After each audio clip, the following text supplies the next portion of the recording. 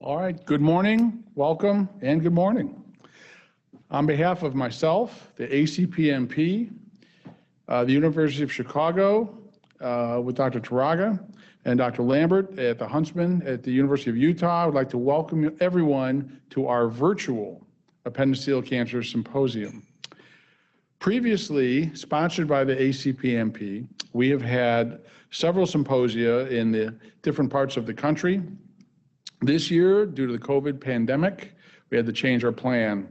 And we came together, and with generous support from ACPMP, we were able to make this a virtual event. The goal is to deliver state-of-the-art talks and to give some good information to patients who are newly diagnosed, give some support to the cancer providers and all the supporting people who help our patients get through this, and to bring you state-of-the-art information in terms of where we're at in terms of cancer of the appendix. And this has been an eventful year, not just due to the COVID virus. One of the reasons I've always liked and pushed to do these is that many of my patients coming to see us with appendiceal tumors have never met another patient who have this disease. That's not true if you suffer from a number of other different types of cancers, which are much more prevalent. But you are not alone, and although you may be 1 in a million in terms of the incidence, you will at least today be able to meet other patients who have the same problem and have some of the same insights that could potentially help you, at least in a virtual format. The structure for today, the morning, or for us, and again, we're going to be passing the noon hour during the session, is going to be state-of-the-art talks. We'll have information with a Q&A. We have received from registrants a number of questions. We're going to try to address as many of those as we can during the course, and then we have local sessions specific to each zone you're in, either a Wake Forest zone, the University of Chicago zone, or the Utah zone, and you're welcome to pick whichever one of those you choose. So let's get started. And for patients who have never been seen or are newly diagnosed, we have some basic information here. I also have to give a warning to our younger and more sensitive viewers that there are some actual pictures of tumors in this talk. So if you're not sure you want to look at some of these things, look away. But I want to give you a heads up that that's coming up. Not the next slide, though. So how do we find most of these tumors? For cancer of the appendix, there is no established screening system. The vast majorities are found with appendectomies, which are performed for appendicitis, which is a very different process, but related. There's over 500,000 appendectomies which are performed in the United States alone. And in about 1% of the appendectomy specimens are going to find some sort of a tumor. The first cancer of the appendix was reported in 1903, so this is not as new a process as you might think. Less than half are suspected before you operate, and that is even in the era of CT scans prior to most appendectomies nowadays. Appendiceal tumors are less than 0.5% of all GI malignancies, and elective appendectomy is actually rarely performed because we don't usually know these things are there before we get there. Now, if you find them serendipitously, well, perhaps we could find them with an endoscopy or colonoscopy, which we're doing very commonly for colon cancer screening. And yes, anatomically, the appendix is part of the colon. We looked at our experience some years ago at 191 patients who had established appendiceal cancers. And what we found is that only in about 3% of the patients could you actually find a cancer that you could biopsy with a colonoscope. And this doesn't mean the endoscopist performing the colonoscopy was not looking for it. It doesn't mean that they were not competent. It just means it's a limit to what you see. Occasionally, you'll see a mass effect on the cecum or the part of the colon that the appendix hangs off of. But importantly, close to 40% of the patients had polyps or some other findings. So if you are diagnosed with this disease, it's important to get a screening colonoscopy for the rest of the colon. So let's talk about the different types of appendiceal tumors. And they can be either benign or malignant. And as rare as they are, you actually have a variety of different types of tumor. For benign tumors, the data is actually not that easy to come by because it's not part of tumor registries most of the time. However, it's estimated that about 10,000 cases a year in the United States. Now, this is a country of over 300 million people, so that tells you this is a pretty unusual tumor. The benign ones are slightly more common than the malignant ones, which is good. The adenomas can lead to something called Lamin or Hammond. Laminin is low-grade appendiceal mucinous neoplasm. Hammin is high-grade appendiceal mucinous neoplasm. Those are benign tumors per se, but they have some very significant implications if they're not cared for. And there's a variety of other types. Mucoceal is one that many people have heard of, which is just an appendix which is full of mucus, and those are usually caused by lamin tumors. If the tumor is not ruptured and the margins are negative, a simple appendectomy is usually curative for these benign tumors. No other treatment is needed, and other than follow-up colonoscopy, nothing else that needs to be done. Having said that, most of the talk today is going to be spent on malignant tumors of the appendix. And again, as rare as it is, there's a variety of different subtypes of tumors of the appendix. Close to 40% of them are going to be carcinoid tumors, which behave in a very different way. And then there's the mucinous adenocarcinomas, of which there are a variety of subtypes. Adenocarcinoma has a variety of subtypes, and I've listed most of them there, which is mucinous, adenocarcinoid. There's a goblet cell, signet ring, which is a subtype of that, which is close to 55% of those. And then you have some really rare appendiceal tumors that I'm not going to spend any time talking about. The other thing I wanted to define early on is Pseudomyxoma peritonei, or PMP for short. What is it? It's a syndrome described, again, over a century ago of mucinous ascites. And again, if you're not used to looking at this, this is what it actually looks like. It gets the name jelly belly. It's not really jelly, but it's got a consistency, which is basically mucus, and it's thick, and it was not really amenable to being aspirated through a skinny needle. It won't come. It's a little bit like putting a straw into some grape jelly and trying to get it out through the straw. It just won't come. So what it really is a syndrome of mucinous ascites, or mucin in the peritoneal cavity. The vast majority of these, the mucinous subtype, come from appendiceal tumors. It can come from ovarian, rarely from other sources, but the vast majority are going to come from appendiceal tumors. Not all appendiceal tumors will result in pseudomyxoma. In fact, the carcinoid tumors don't, for example. They can vary from low grade to high grade, and the prognosis is going to vary substantially with what the histologic grade of the tumor. And histologic grade is how nasty these things look under the microscope, and I'll show you some pictures of that in just a couple of minutes.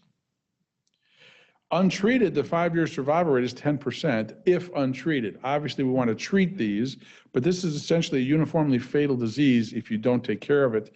We don't want anyone to fall into that camp. What most people die of is bowel obstruction or some complication of that.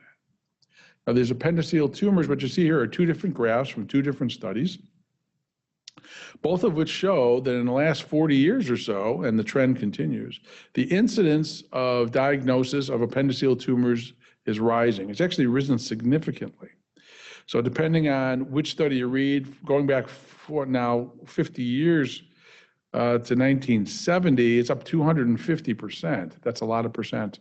So we're seeing a lot more of this than we used to. That may be because years ago they didn't separate appendiceal cancer from colon cancers as readily as we do now. But in any event, we're seeing a lot more of this than we used to in years gone by. But to put this in perspective, appendiceal tumors are indeed rare lesions. So these are some numbers which come from one of the annual database. And you can see 250,000 lung cancers, close to 300,000 breast cancers, 148,000 colon cancers, on and on, 3,000 appendiceal cancers. That's not a lot. Now, I put the slide up there for a couple of reasons. Now, the National Institutes of Health, which are the people who give out the large research grants for a lot of cancer research, base what they give out by how prevalent these tumors are. Needless to say, they have not knocked themselves out giving grants to people who are interested in appendiceal cancer research. And that means we need everyone in the audience to step up and help appendiceal cancer research, just like the ACPMP does. Now, this is my slide on carcinoid. I'm going to spend most of my time talking about the other types of appendiceal cancer. Most of the carcinoids, and the carcinoids can arise anywhere in the gut, the lungs, and occasionally some other places. It's about 40% of all carcinoids in the body when you find them. Most of them are in the distal tip, so they don't usually cause obstruction. There are a number of tumor markers which are used. Chromogranin is probably the go-to one at this point, although there are others which are available. They're frequently associated with second primary tumors, so if you find one, you have to make sure they look at the rest of your bowel to make sure you don't have a second tumor of some sort hiding somewhere. The prognosis is crisply related to the tumor size in the appendix. And the threshold is about 2 centimeters. Once it's bigger than 2 centimeters, you tend to do more than just a simple appendectomy. Now, the patients with carcinoid tumors which have spread to other sites are excellent candidates for cytoreduction. So in terms of aggressive surgery to get things out there, they're excellent candidates. But HIPEC, which we'll talk about later, the intraperitoneal chemotherapy is not particularly effective for the carcinoid tumors, and most centers really aren't doing those anymore. The good news is the systemic therapy currently available for carcinoid tumors has improved substantially. Now I'm going to spend most of my time talking about adenocarcinoma or mucinous tumors of the appendix. And like most diseases, everybody wants to know, is there somebody famous who had this disease? And there's a couple people I have here, and this is not limited to Audrey Hepburn, who passed away from this in '93, and Stuart Scott, who you may remember if you're a sports fan, in 2015. And there's a great quote there by Stuart Scott I think we should all take a lesson from, particularly during a time of a pandemic. Now, from lectures I give to surgeons in terms of how to care for these sort of tumors, this is my finding. If you find an appendiceal tumor unexpectedly, explore, record your findings, remove the appendix if it's perforated, and get out. If most surgeons do not have any experience dealing with these, the average general surgeon in practice is going to encounter 1 or 2 of these in a career. You want to go someplace where we deal with a lot of these patients. Now, I'm starting this talk at 10 o'clock in the morning Eastern time. I've already seen 3 patients with this disease today. You want to go to a center where we have a lot of experience treating patients who have got exactly what you've got. There are a variety of histologies, and we'll talk about those in a minute. And the peritoneal metastases are spread through the peritoneal cavity is the most common way it tends to spread. So for adenocarcinomas, about 2,000 cases a year. Most of them are found ruptured. You rarely find these unruptured. And people always ask me, what's the symptom you look for? And the answer is the most common symptom is no symptom at all. There are very few patients I've operated on, yogis, imams, rabbis, priests, bishops, all of whom are very much in touch with their inner soul, and none of them knew when their appendiceal tumors ruptured. So looking for symptoms is not the way to be surveilling for this sort of a process. The prognosis is clearly related to grade. There's some tumor markers or blood tests which can help you monitor what the volume of the disease is. I think that's certainly helpful. The risk of nodal disease is crisply related to the grade. Low-grade tumors rarely go to the lymph node, so you rarely have to perform a right colectomy if it's a low-grade tumor. If it's a high-grade tumor, then usually a right colectomy, even if it hasn't perforated, is what's in order. To make it even more confusing for those who have not been familiar with they're swimming in these waters of appendiceal tumors for a long time, the pathology is really confusing, particularly if you look at older data. There's more than one different histologic classification system. There's no uniformity where you go. There's a 3-tier system, low, intermediate, and high grade. We use a 2-tier system, which is a high grade and low grade. Several things you want to know about. Signet rings are always bad actors, and that makes these very aggressive. Doesn't mean it's hopeless, but it makes everything higher risk. There is a WHO, that's World Health Organization, which has come under some fire of late. But they've written a lovely fascicle in terms of how best to classify these tumors. Unfortunately, not all centers utilize it. So you have to be careful. And the farther back you go in time in terms of reading literature on this disease, the more complex it becomes. So here's some pictures of primary histology, and I'll see if I can use this pointer here. So what you see here, this is mucin here. This is scar tissue around the tumor out here, which is reasonably large, and this tiny little strip right there, those are the tumor cells. Just a handful of cells producing all this mucin. So what you find is it's not uncommon if you go in here and you biopsy some of these, sometimes the pathologists don't find any of the cells. Obviously there's cells producing the mucin. Just because they don't find them doesn't mean it's not there.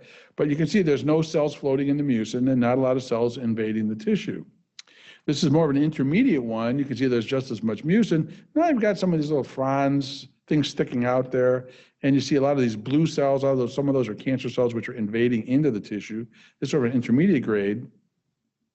And this is what a high-grade cancer looks like, and you can see the differences here. So it's much less organized. There's still plenty of mucin there. Now you've got cancer cells which are breaking off and floating in the mucin out here, here, all over the place. And that gives you an idea of how these things are going to behave over time. Now, you can use what the histology is or what the pathologist will classify them as to prognosticate pretty crisply. And these are 3 different studies from 3 leading institutions who have been studying appendiceal cancer for many years. And you can see you can splay out what the prognosis is very well in terms of what type of tumor this is, what the histology is it low grade, high grade, neuroendocrine, or grade 1, grade 2, grade 3. Any way you look at it, you can see you've got substantial differences looking at long-term survival rates. The other thing to notice is some of these graphs have got survival rates. 60 months is here, that's 5 years. This is 15-year follow-up, 15, 25-year follow-up. So the good news is a lot of our patients happily are going to live longer than you might think. Now, at the top of the screen here are a number of the most commonly utilized prognostic markers for appendiceal cancer. But even with that, you can do a whole lot better. Can we do better? And I'm going to start switching gears and talk about some of the research we've been doing in terms of evaluating these tumors with genomic or genetic profiling, or looking at the genes which are active in these tumors. This is the first study that we did looking at gene expression. This is the RNA, for those of you who remember your biology courses.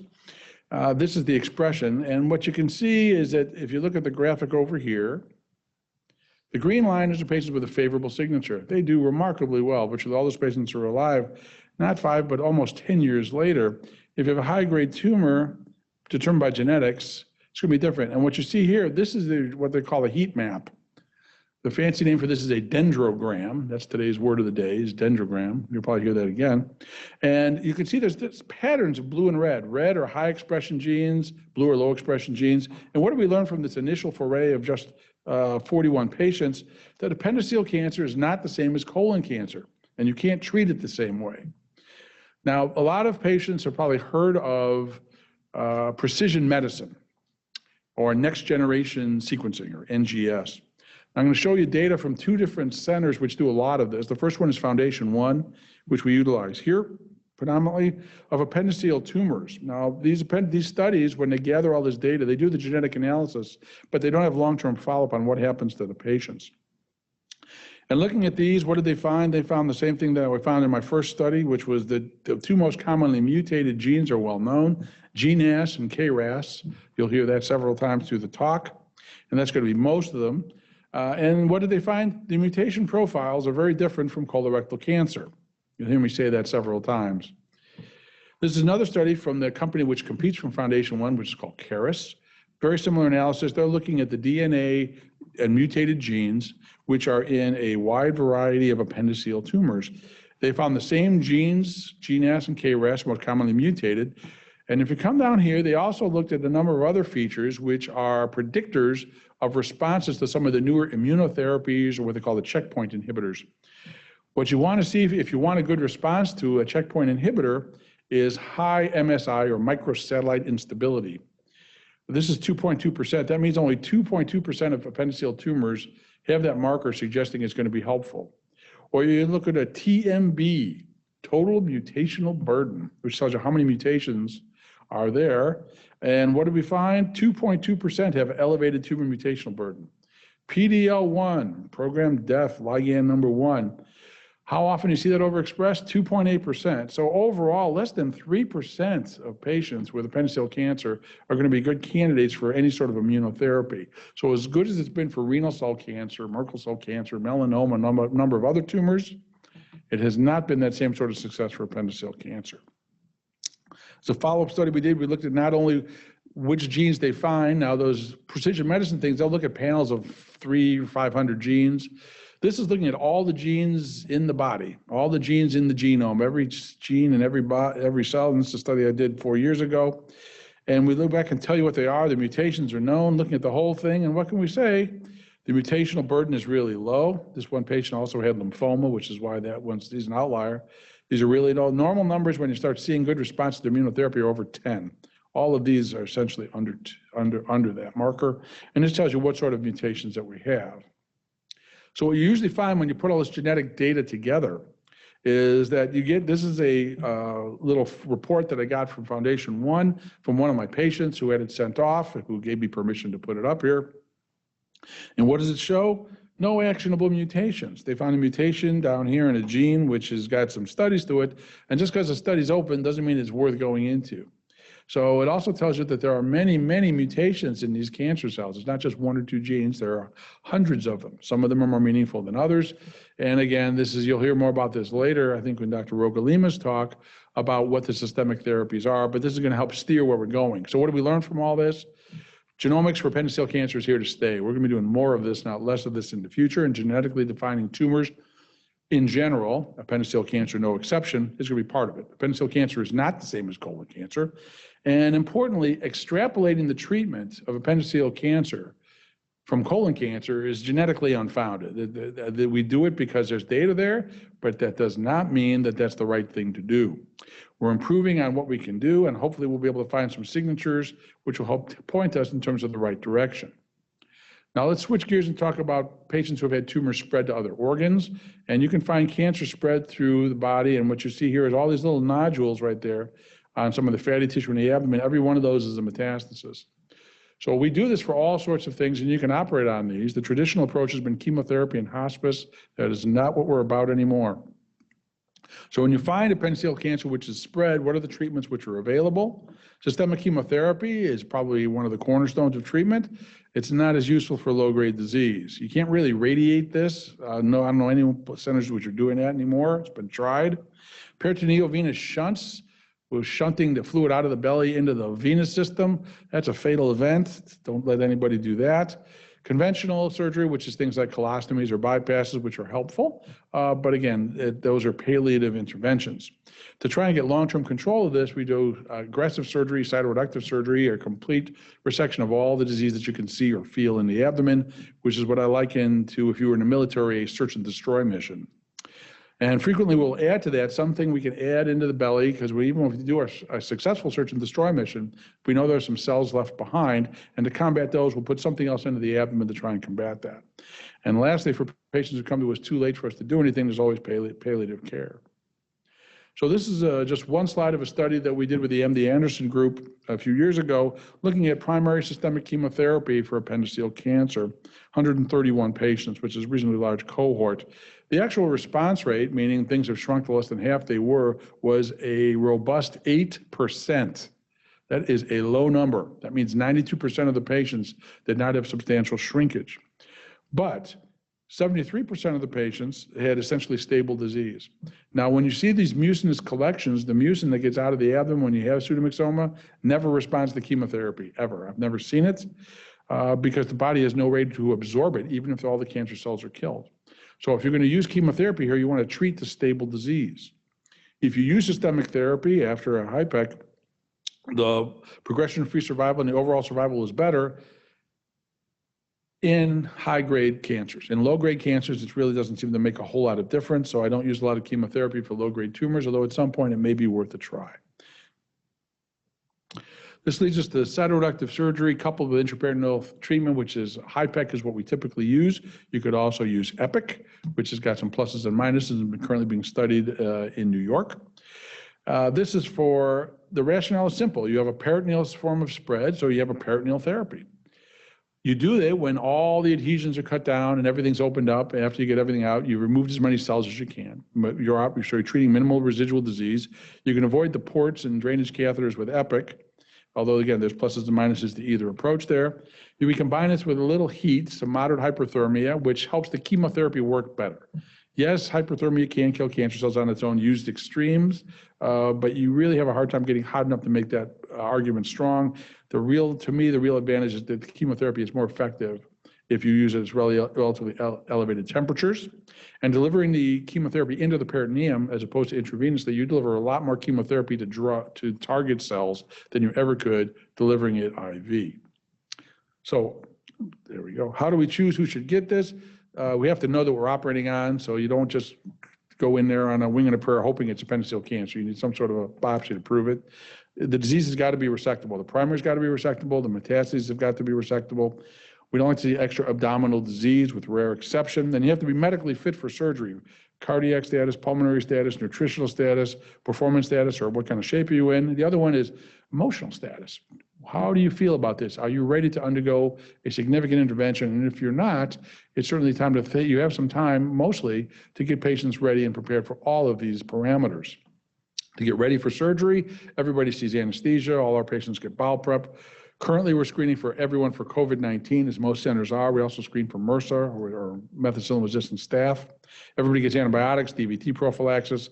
If you're anticipating having your spleen out, you should probably have some vaccines to get ready for that. Sometimes we have urologists and consultations with cardiologists or nutritional support. And again, psychosocial support to help people get through the whole experience.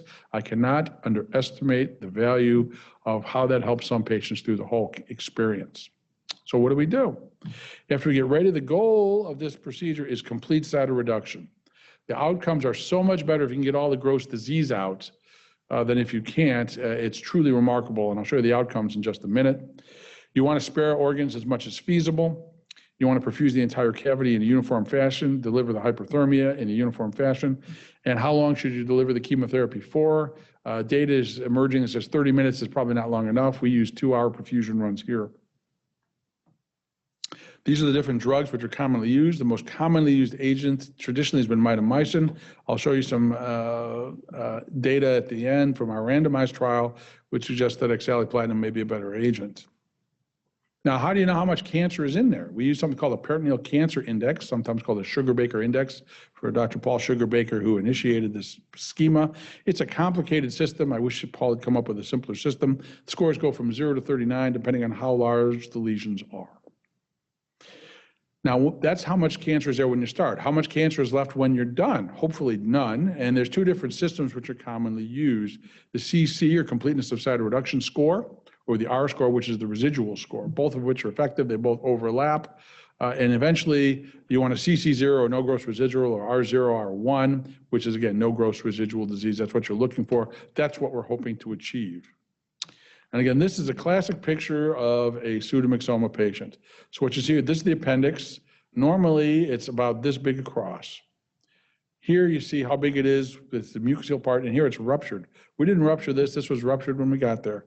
So that's what they look like. This is the Wake Forest experience with 912 patients as of yesterday, from 1992 to present. And this is some of the data that we've got, and I just want to go through this relatively quickly. So this is some data my associate Dr. Votanopoulos and I put together some years ago. And this shows you, and again, we're now looking at 12-year survival curves. So if you have a complete cytoreduction, this top line here, you're looking at 10-year plus survival curves, potentially in the 70% range. And that's about as good as it gets for any center that I know of. Once you have some residual disease left, we use the R2A, which is less than 5 millimeters left, not quite as well. And if you have gross residual disease, not nearly as well. Although some of these patients are still with us more than 5 years later. This is an outcome graph. So this is the percentage of patients alive plotted over years. And again, these are long-term survival graphs. Low grade, plus or minus nodal disease. So if you have nodal disease and that's taken out, even though you have metastatic disease in the peritoneum, crisp survival differences. These are the high-grade tumors over here, high-grade node positive, high-grade node negative, low-grade node positive. Then the best ones are high-grade or low-grade node negative. That's certainly what you want to see. This is a graphic looking at survival for performance status. Performance status is what kind of shape are you in. 0 is what you want. 0 is no symptoms. So 1 is you've got some symptoms, but you're still able to do exactly what you want to do. So this is our data for pseudomyxoma. And if you're in good shape when you get here, 5 years later, we've got over 90% of these patients are still with us.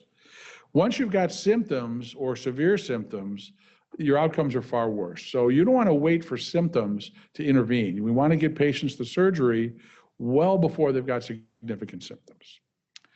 We also broke down our experience with cytoreductive surgery and HIPEC by experience. So we broke down our experience over every 200 cases or quintiles. And what we see is the bottom curve here, I think you can see right here, has got the lowest outcome. So those are the patients who are not going to do the best if you go to a center when you're less experienced. After your experience, and the experience curve is 200 cases, at least in this analysis, so it tends to be long. So these are what we look for in terms of prognostication. Well, what I haven't showed you is prospective randomized data, and I'm going to take you through the one trial that's out there. And this is a study which was initially planned at the National Cancer Institute and they wanted to take patients with cytoreductive surgery to figure out if HIPEC worked or not, cytoreductive surgery plus or minus HIPEC. And this is where you get your surgery for free. Unfortunately, this plane didn't get off the ground. They couldn't complete the trial. This is our program here, and we did a prospective randomized trial with our colleagues at MD Anderson and the University of Pittsburgh, randomizing patients with this schema. Everybody had appendiceal cancer of various types, carcinoids excluded. They had cytoreductive surgery and HIPEC, and we used either mitomycin C or oxaliplatinum in the perfusates. 136 patients were accrued over a 6-year period. The average age of these patients was around 54. And what this shows is what the white counts were. So it turns out that mitomycin, which is this lower curve here, is harder on your white count. You have lower white counts with mitomycin than you do with oxaliplatinum between day 5 and 10 after surgery. You also have lower platelet counts here. This is actually harder to see, I would think, on the screen. No difference in hemoglobin. And then the question is there a difference? In a prospective randomized trial, we again confirmed that survival is much better with low-grade disease, much better if you have a complete cytoreduction. And you can see these curves here look a lot like the patients, these curves I showed you before from the retrospective studies. We also looked at quality of life for patients who underwent this procedure, and what we found, which surprised me, is that the quality of life for patients who had oxaliplatin in this randomized trial was better than patients who had mitomycin. So because of that, we actually presented, we published that this year, which showed we've got something that actually works a little bit better. So for us, the oxaliplatinum has become the default agent. Now, this also showed that randomized trials for cancer of the appendix are possible, and which had never been done before. This is the only randomized trial for cancer of the appendix at any stage ever.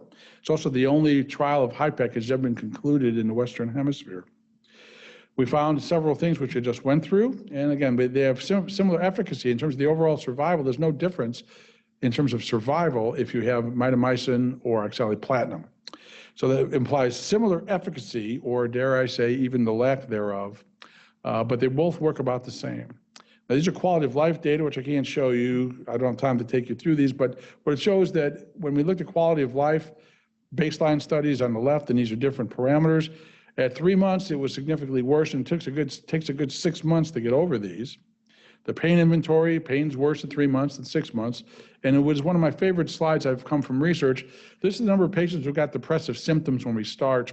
When we see that, and these curves here are possible cases and certainly probable cases, at baseline, 3 months and 6 months, this shows that we will eliminate depressive symptoms after a successful HIPEC and cut depression by about 30 or 40%. That makes a HIPEC a better antidepressant than Paxil or Prozac.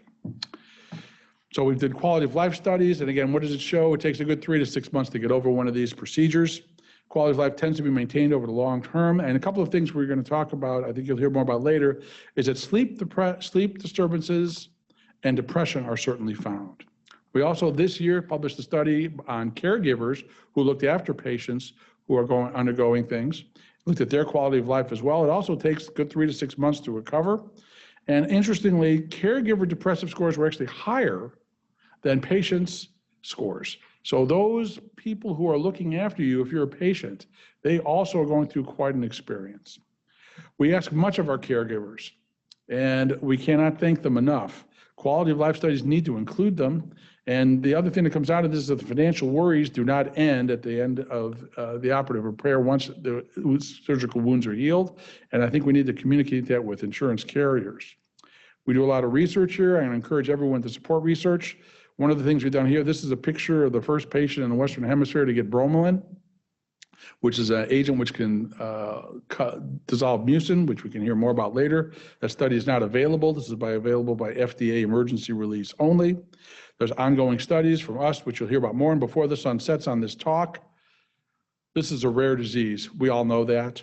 It's increasing in incidence. We know what the key prognostic indicators are. Go to an experience center. You want to go someplace where they've seen this disease, they know how to manage it, they know what to look for. And finally, appendiceal cancer is not the same as everybody else. And from our HIPEC team, and it takes a team to take care of patients who undergo these procedures, to all of you who are in the audience, thank you for our brave patients who have gone through the cancer experience with us. Thank you to the ACPMP who are supporting what we're doing, this talk and the other talks you're going to hear to follow.